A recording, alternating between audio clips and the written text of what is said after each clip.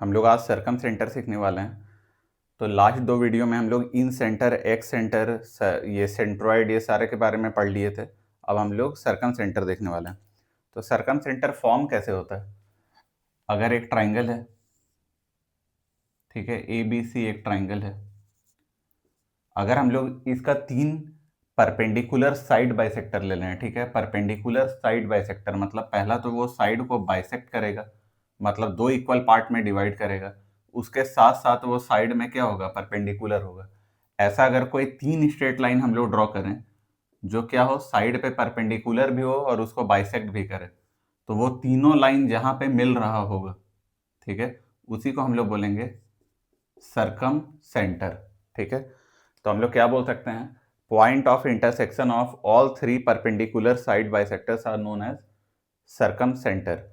तो यहाँ पे सरकम सेंटर को हम लोग रिप्रेजेंट, ऑफिशियली रिप्रेजेंट ओ से करते हैं। तो ये ओ क्या है, सरकम सेंटर। ठीक, तो इसके डेफिनेशन को पहले लिख लेते हैं।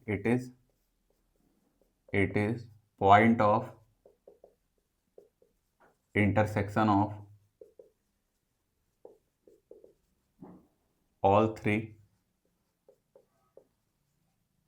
perpendicular side bisector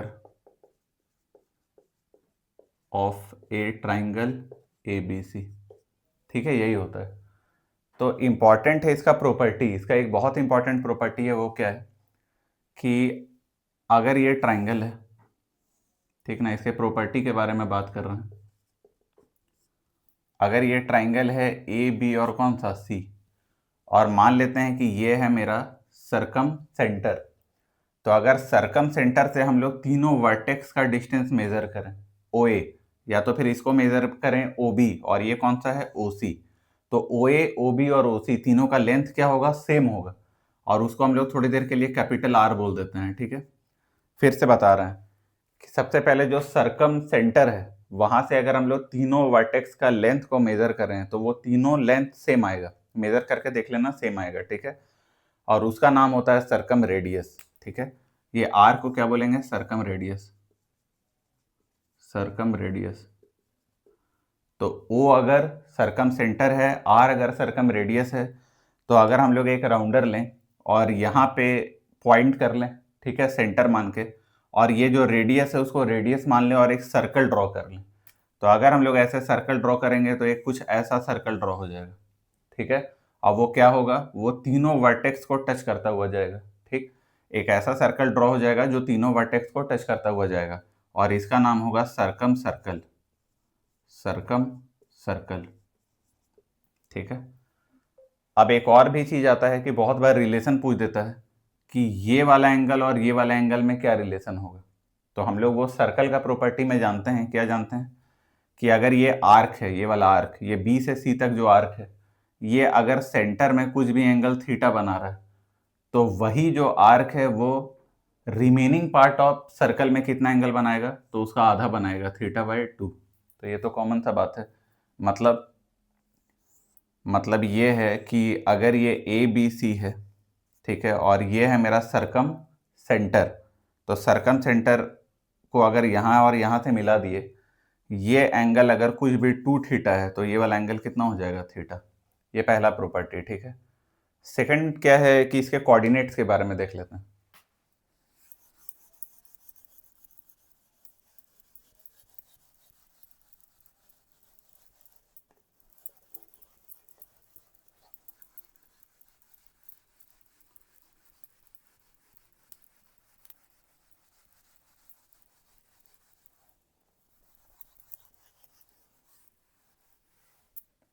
इसके प्रॉपर्टी के बारे में, मतलब इसके कोऑर्डिनेट्स के बारे में देखते हैं। ठीक है, तो अगर ए कोऑर्डिनेट है x1 y1, बी कोऑर्डिनेट है x2 y2, और सी कोऑर्डिनेट है x3 और y3। ठीक है, और मान लेते हैं कि इसका जो सरकम सेंटर है वो O है, और वो है क्या, वो है x, y।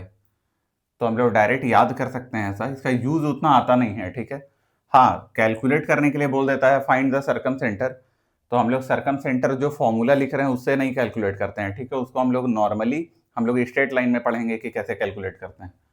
फिर भी हम लोगों को एक फॉर्मूला याद होना चाहिए, क्योंकि बाय चांस अगर डायरेक्ट फॉर्मूला ही कभी पूछ लिया तो दिमाग में होना चाहिए। तो उसको हम लोग लिखते हैं x1 साइन 2a, ठीक है, plus x2 sign 2b plus x3 sine 2c और whole divided by sine 2a plus sine 2b plus sine 2c। Similarly हम लोग y कोऑर्डिनेट भी दे सकते हैं, y equal to y1 sine 2a plus y2 sine 2b plus y3 sine 2c और यहाँ पे क्या हो जाएगा sine 2a plus sine 2b plus sine 2c, ठीक है। अब ये जब हो गया सरकम सेंटर, इसके बारे में इतना ही था। एक रिलेशन भी आता है, वो भी हम लोग जान लेते हैं, वो बहुत इंपॉर्टेंट रिलेशन है, ठीक है। क्या रिलेशन है देखते हैं।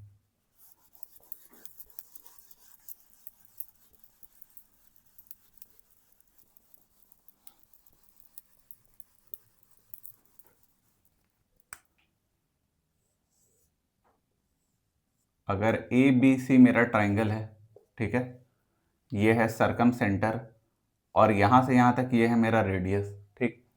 ये जो लेंथ है ना ट्राइंगल का वो स्मॉल ए है, ये स्मॉल बी है और ये स्मॉल सी। तो ये जो सरकम, अगर इसका हम लोग यहाँ पे एक सर्कल बना दें तो ये सरकम सर्कल आ गया। तो इस सरकम सर्कल का जो रेडियस होगा उसको हम लोग ऐसे भी लिख सकते हैं a into B into C divided by 4 into area of triangle. Delta क्या है? डेल्टा है मेरा area of triangle A B C, ठीक है। और ये छोटा ए छोटा बी छोटा सी क्या है? साइड ऑफ ट्राइंगल है, ठीक है। ये क्या है? Side of triangle. तो ये छोटा सा फॉर्मूला है, ये याद रखना है, ठीक है। अब एक बहुत इंपॉर्टेंट प्रॉपर्टी होता है, उसको हम लोग पढ़ने वाले हैं।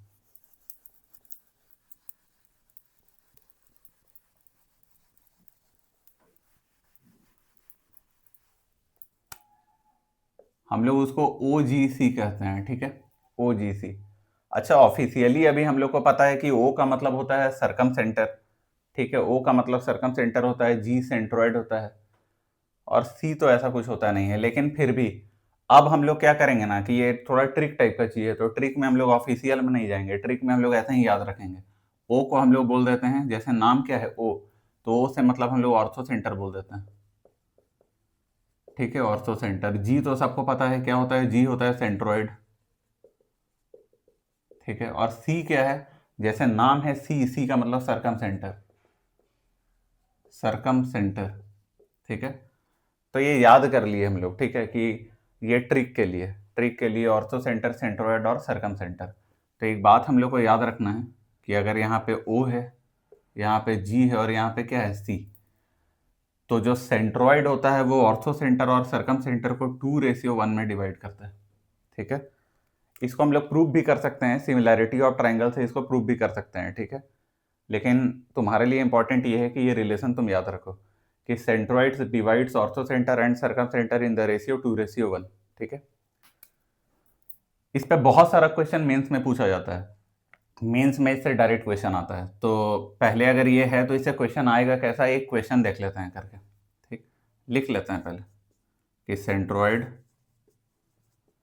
डिवाइड्स लाइन ज्वाइनिंग, ठीक है, orthocentre and सरकम centre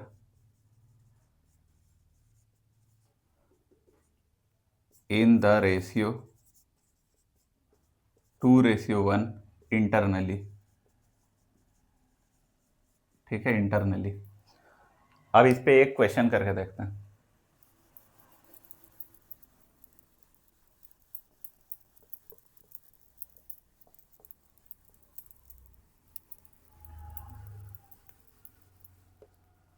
question 1, ठीक है, मान लेते हैं कि ये एक ट्राइंगल है मेरे पास, ये ए है, ये है 1,2, ये बी है 0,1 और ये सी है, ठीक है, ये है 2,0। बोल रहा है कि इसमें and if centroid and if circumcentre and if circumcentre है मान लो मेरा 7,10, देन फाइंड ऑर्थो सेंटर। ये है क्वेश्चन।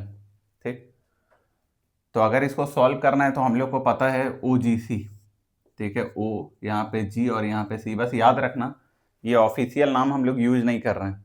ऑफिशियल नाम जो ऑर्थो सेंटर का होता है वो होता है कैपिटल H। ये हम लोग ऐसे ही ट्रिक वाला यूज कर रहे हैं। ठीक है, तो ये कौन से रेशियो में डिवाइड करता है? 2:1।